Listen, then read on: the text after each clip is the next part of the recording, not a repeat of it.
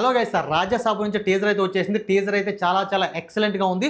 Teaser చూసినటువంటి ప్రతి ఒక్కరు మాట్లాడే ఒకే ఒక్క మాట, వింటేజ్ ప్రభాస్ని చూస్తున్నాం. ప్రభాస్ అన్నని ఈ రేంజ్లో, ఈ వింటేజ్ రేంజ్లో చూస్తాం అనుకోలేదు. ప్రభాస్ అన్నని ఒక వింటేజ్ ప్రభాస్ని చూస్తున్నాం. ప్రభాస్ అన్న ఫ్యాన్స్కి అయితే ఇక ఆనందానికి అద్దులేవనే చెప్పాలి.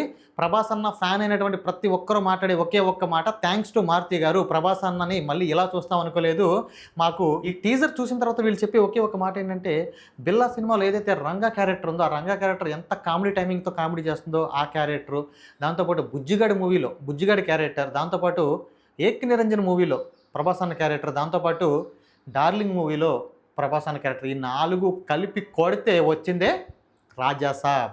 అంత కామెడీ టైమింగ్తో మాకు ఫుల్ మీల్స్ పెట్టేశారు సార్ అని చెప్పేసి వాళ్ళ ఆనందానికి హద్దులు లేకుండా ఉన్నాయన్నమాట. సో ఇదంతా పక్కన పెడితే ఆల్రెడీ మనం టీజర్కి రియాక్షన్ వీడియో చేసాం, అది మన ఛానల్లో ఉంది. ఎవరైనా చూడకపోతే వెళ్ళి చూడండి. అయితే ఇప్పుడు మనం ఈ టీజర్లో కొన్ని హిడెన్ డీటెయిల్స్ మనం కొంచెం డీప్గా గమనించి కొన్ని హిడెన్ డీటెయిల్స్, దాంతోపాటు ఈ టీజర్ ద్వారా ఈ మూవీ స్టోరీ ఎలా ఉండబోతుంది అనేది మనం చెప్పుకునే ప్రయత్నం చేద్దాం. ముందుగా ఈ మూవీలో స్టోరీ విషయానికి వస్తే, సరదాగా తిరిగేటువంటి మన అన్న అలా సరదాగా తిరుగుతూ అమ్మాయిలకి అలా ఫ్లర్ట్ చేసుకుంటూ అలా సరదాగా తిరుగుతూ ఉంటాడు. కొన్ని కారణాల వల్ల మహల్కి వెళ్ళాల్సి వస్తుంది. ఆ మహల్లో ఏదో నిధి ఉంది, ఏదో డబ్బు ఉందనే కొన్ని కారణాల వల్ల ఒక బ్యాచ్ని వేసుకుని మహల్కి అయితే వెళ్ళడం జరుగుతుంది. మహల్కి వెళ్ళిన తర్వాత ఆ మహల్లో ఒక దెయ్యం ఉంటుంది, అందరికీ తెలిసిందే. అక్కడ ఉన్నటువంటి దెయ్యానికి అక్కడ ఎవరు రాకూడదు, అక్కడ ఉన్న సంపదను ఎవరు ముట్టుకోకూడదు, ఎవరు తాకూడదు. సో అక్కడికి వెళ్ళిన తర్వాత ప్రభాస్ అన్న ఎదుర్కొన్నటువంటి ఇబ్బందులు ఏంటి, చివరికి ఏమైంది అనేది ఇంకా మనం మూవీలో చూడాలి. అయితే ఈ స్టోరీ అనేది సింపుల్గా మనం చెప్పుకున్నాం. ఇప్పుడు ఇందులో కొన్ని హిడెన్ డీటెయిల్స్ చూస్తే, ఇక్కడ మారుతి గారు మనకి అంటే మూవీలో 3 హీరోయిన్స్ని పెట్టారు. ఈ ముగ్గురిని 3 వర్గాలుగా డివైడ్ చేసినట్టు మనకు అనిపిస్తుంది. మీరు క్లియర్గా గమనిస్తే ఇందులో క్రిస్టియానిటీ, ఇస్లాం అండ్ హిందూయిజం, ఈ 3 వర్గాలని కవర్ చేసినట్టు అనిపిస్తుంది. ఎలా అంటే ఒకసారి నేను ఒక ఫోటో ప్లే చేస్తాను చూడండి. ఒకసారి ఫోటో చూడండి. ఇక్కడ నుంచి ఫాగ్లోంచి ప్రభాస్ అన్న నడుచుకుంటూ వస్తున్నాడు. ఈ ఏరియా మీరు గమనిస్తే ఇదంతా కూడా ముస్లిం ఏరియాకి సంబంధించిన ఏరియాలా ఉంది. ఒకసారి గమనించండి ఈ ఫోటో కూడా. ఇక ఈ రెండో ఫోటో దగ్గరికి వస్తే ప్రభాస్ అన్న బుర్కా వేసుకున్నటువంటి ఒక ముస్లిం అమ్మాయితో మాట్లాడుతున్నాడు, సరదాగా మాట్లాడుతున్నాడు. ఇక్కడ ఒకటి. ఇక రెండోది, ఇక్కడ ప్రభాస్ అన్న ఫర్ ఎగ్జాంపుల్ ఇది ఇంట్రడక్షన్ సీన్ అనుకుంటా, ప్రభాస్ అన్న అలా నడుచుకుంటూ వస్తుంటే ఆ నిప్పుల మీద కాలేసి నడుచుకుంటూ వస్తుంటే ఆ ఏరియా కూడా చుట్టూరు ముస్లిమ్స్ ఉండడం జరిగిందనమాట. ఇక నెక్స్ట్ మనకి క్రిస్టియానిటీ విషయానికి వస్తే, ఇక్కడ మనకి ఇంకో హీరోయిన్ కనబడుతుంది. అంటే ఏంజెల్ డ్రెస్ వేసుకుని ఇక్కడ మనకు కనబడుతుంది. ఇది క్రిస్టియానిటీకి సంబంధించింది. దీంతోపాటు ఇక్కడ మనం డైరెక్ట్గా క్రిస్టియానిటీకి సంబంధించిన డ్రెస్ వేసుకుని తను అక్కడ ఉన్నటువంటి హీరోయిన్ మనకి చూడొచ్చు. ఇదొకటి రెఫరెన్స్ అనమాట. ఇక థర్డ్ చూసుకుంటే ఇక్కడ డైరెక్ట్గా చర్చే చూడొచ్చు మీరు. చర్చ్, ఇక్కడ చర్చ్, అక్కడ చర్చ్లో ఉన్నటువంటి జనాలు. ఈ 3 ఫోటోలు కూడా మనకి క్రిస్టియానిటీకి సంబంధించినటువంటి రెఫరెన్స్ చూపిస్తున్నాయి. ఇక మూడోది హిందూయిజానికి సంబంధించినటువంటి రిఫరెన్స్. హిందూయిజానికి సంబంధించిన రిఫరెన్స్ గమనిస్తే ప్రభాస్ అన్న ఇక్కడ కూర్చుని ఇక్కడ ఫైట్ సీన్ ఒకటి ఉందన్నమాట. ఫైట్ సీన్ చూస్తే దాని పైన అంతా కూడా హిందూయిజానికి సంబంధించినటువంటి జెండాలు, ఆ ఏరియా అంతా కూడా గుడి, అక్కడ హిందూయిజానికి సంబంధించినటువంటి రిఫరెన్స్ కనపడుతున్నాయి. ఇక రెండో ఫోటో చూస్తే ఇక్కడ కొంతమంది హిందూయిజానికి సంబంధించినటువంటి ఆ వేషధారణ అదంతా కట్టుకుని ఒక గుళ్ళోకి నడుచుకుంటూ వెళ్ళడం జరుగుతుంది. దాంతోపాటు ఇక్కడ మనకి ఎద్దును చూపించడం జరిగింది. ఆ ఎద్దు కన్నులో మీరు డైరెక్ట్గా గమనిస్తే సో సేమ్ అక్కడ కూడా ఒక గుడి, ఆ గుడిలో హిందూయిజానికి సంబంధించినటువంటి రెఫరెన్స్ మనకి కనబడుతున్నాయి. ఇలా 3 వర్గాలను చూపించారు. 3 వర్గాలకి సంబంధించినటువంటి 3 హీరోయిన్స్ని ఇక్కడ మనకు చూపించారనమాట. మళ్ళీ ఈ 3 హీరోయిన్స్ మనకి మహల్లో చూడొచ్చు. మళ్ళీ ఈ 3ని మనం మహల్లో చూడొచ్చు. ఈ 3 ఇక్కడ మహల్లోకి ఎందుకు వచ్చారు ఏంటనేది ఇంకా మనం మూవీలో చూడాలి. ఈ 3 మహల్కి వస్తారు. 3 ఒకే చోట మహల్లో కనబడుతున్నారు. ఈ 3 ఏదో పైకి చూస్తున్నారు. సో పైన ఏముంది అని చూసుకుంటే మళ్ళీ సెకండ్ ఫోటో చూడండి ఒకసారి. సెకండ్ ఫోటో చూసుకుంటే వీళ్ళ 3 ఏదైతే ఉన్నారో ఈ 3 ఉన్న చోట పైకి చూస్తుంటే పైన ఆపోజిట్లో అంటే రూఫ్ మీద కొంతమంది అక్కడ లైన్గా నుంచుని ఉన్నారు. వీరు వాళ్ళని ఆశ్చర్యంగా చూస్తున్నారు. పైన ఎలా నుంచుని ఉన్నారని చెప్పేసి వీళ్ళు వాళ్ళని ఆశ్చర్యంగా చూడడం జరుగుతుందన్నమాట. సో ఈ సీన్ అయితే ఇక్కడ మనం చూడొచ్చు. ఇదే సీన్లో ఆ పైన ఉన్నటువంటి ఎవరైతే అక్కడ వరుసని నుంచుని ఉన్నారో సో ఆ ఫోటోకి ఈ ఫోటోకి ఏదో లింక్ ఉందని చెప్పేసి నాకు కొంచెం అనిపిస్తుంది. ఆ ఫోటోకి ఈ ఫోటోకి ఇక్కడ చూడండి సుప్రీత్ రెడ్డి గారు ఎవరైతే ఉన్నారో ఈయన నుంచున్నటువంటి ఈ సీన్ చూడవచ్చు. ఆయన పక్కన కొంతమంది షర్ట్స్ లేకుండా కొంతమంది నుంచుని ఉన్నారు. సో వాళ్ళు అక్కడ ఆ సీన్ ఈ సీన్ ఒకటే అని చెప్పేసి కొంచెం అలా అనిపిస్తుంది అనమాట. అయితే అంటే 3 హీరోయిన్స్ వాళ్ళతో పాటు ఒక 3 కేటగిరీస్ తీసుకున్నారు. వాళ్ళు 3 ఇక్కడికి వచ్చారు. ఇది కొన్ని హిడెన్ డీటెయిల్స్ అనమాట.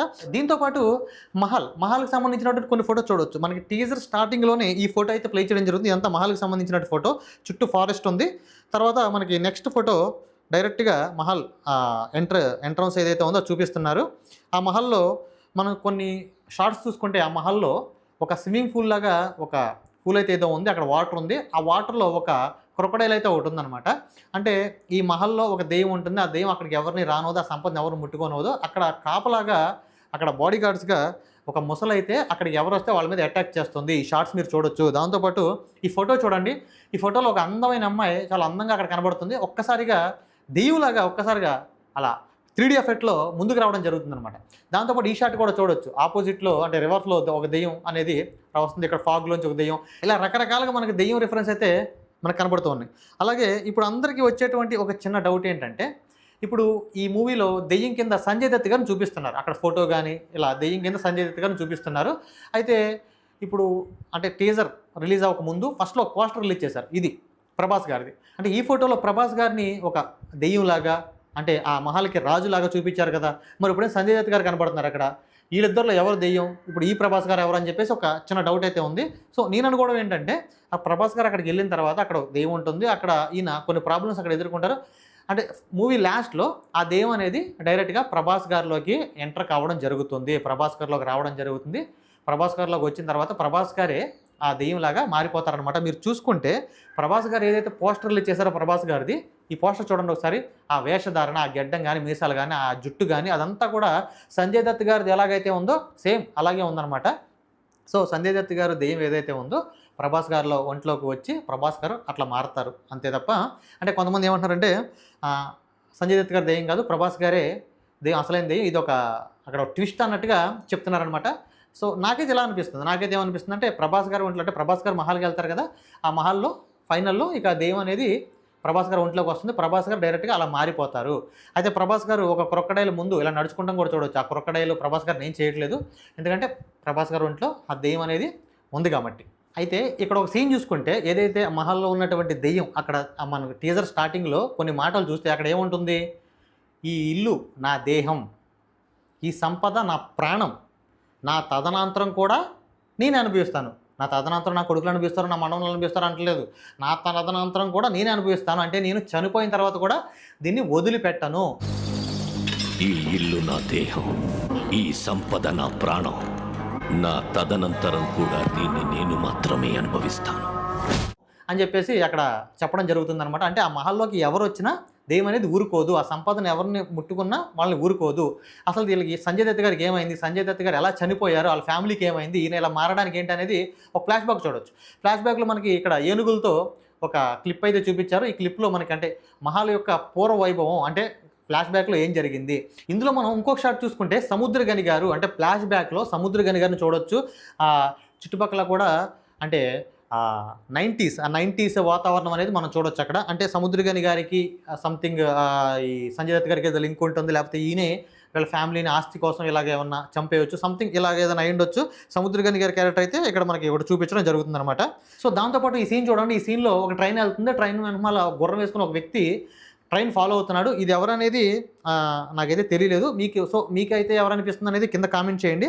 దాంతోపాటు ఈ సీన్ చూడండి ఒకసారి. ఈ సీన్‌లో మామూలుగా సంజయ్ దత్ గారు అక్కడ ఆ ఓల్డ్ ఏజ్‌లో కనబడుతున్నారు. కానీ ఈ ఫోటోలో ఆయన హెయిర్ అంతా కూడా బ్లాక్‌లో ఉంది. అంటే కొంచెం వింటేజ్‌లో ఉన్నట్టు ఉన్నారు ఆయన. సో ఆ నగలంతా వేసుకుని అంటే ఇదంతా నాదే, ఇది ఎవరికీ చెందింది కాదు, ఇదంతా నాకు చెందింది అని చెప్పేసి ఆయన ఆ నగలంతా వేసుకుని అంటే ఆ దెయ్యమే అలాగా చూపించడం అనేది ఆ సీన్ అయితే అక్కడ చూడొచ్చు మనం. సో దాంతోపాటు ఇక్కడ ఈ సీన్ కూడా చూడొచ్చు. సంజయ్ దత్ గారు ఇక్కడ పియానో వాయిస్తూ ఉన్నారనమాట. అంటే ఆయన బహుశా ఆ దెయ్యం ఇలా బయటకు వచ్చి పియానో అంటే మరి దెయ్యం అంటే ప్రభాస్ గారిలోకి వస్తుందన్నారు కదా! మరి ఇక్కడ ఏంటంటే సో అంటే ప్రభాస్ గారిలోకి ప్రవేశించక ముందు సో అయ్యుండొచ్చు. ఆ రూపాంతరం చెందుతూ ఉంటుంది కదా! సో అలా అక్కడ పియానో వాయిస్తుందనమాట. సో దాంతోపాటు ఈ సీన్ ఒకటి చాలా బాగుంది. ప్రభాస్ గారి కాళ్ళ దగ్గరికి వాటర్ రావడం. ఆ వాటర్ ప్రభాస్ గారి కాళ్ళకి తగలంగానే అది రక్తం కింద కనపడుతుందనమాట. సో అది మరి వాటరా రక్తం అనేది వాటర్ లాగే ఉంది. సో మీకేమనిపిస్తుందో ఒకసారి కింద కామెంట్ చేయండి. దాంతోపాటు ఈ మూవీలో మీరు వాటర్‌కి సంబంధించిన రిఫరెన్స్ కూడా ఎక్కువ చూడొచ్చు. అక్కడ క్రొకడైల్ ముసలి ఏదైతే ఉందో అక్కడ వాటర్‌లో ఉంటుందో అది 2, 3 షాట్స్ చూడొచ్చు. దాంతోపాటు ఇక్కడ ఒక హీరోయిన్ ఆ వాటర్‌లో వెళ్తూ ఉంటుంది. దాంతోపాటు ఇక్కడ వాటర్ అనేది చూడండి. ఇక్కడ మీకు పైనుంచి ఇలా బాల్కనీలోంచి వాటర్ ఇలా కిందకి పడుతూ ఉందనమాట. వాటర్‌కి సంబంధించినటువంటి రిఫరెన్స్ కూడా చూడొచ్చు. సో ఇవన్నమాట ఇంకా టీజర్‌లో ఉన్నటువంటి హిడెన్ డీటెయిల్స్. సో ఇక ఓవరాల్‌గా చూసుకుంటే అంటే సరదాగా తిరిగేటువంటి ఒక కుర్రవాడు కొన్ని కారణాల వల్ల మహల్కి వెళ్ళడం జరుగుతుంది. అంటే మహల్కి దేనికి వెళ్ళాడు, నిధి కోసం దేనికోసం అక్కడికి వెళ్ళిన తర్వాత దెయ్యంతో ఇతను ఎదుర్కొన్న ఇబ్బందులు ఏంటి, చివరికి ఏమైంది, అసలు ఆ దెయ్యం ఫ్యామిలీకి ఏమైంది, ఫ్లాష్ బ్యాక్ ఏమైంది అనేది ఇక మనం మూవీలో చూడాలి. సో ఇవి హిడెన్ డీటెయిల్స్ అనమాట. సో నేను చెప్పినటువంటి ఈ హిడెన్ డీటెయిల్స్ అనేది మీలో ఎంతమంది గమనించారనేది కింద కామెంట్ చేయండి. ఈ వీడియో బ్రేక్ డౌన్ అనేది మీకు నచ్చినట్టయితే ఒక చిన్న లైక్ చేయండి. మరిన్ని ఇలాంటి కంటెంట్ వీడియోల కోసం మన ఛానల్ని సబ్స్క్రైబ్ చేయండి. Thank you.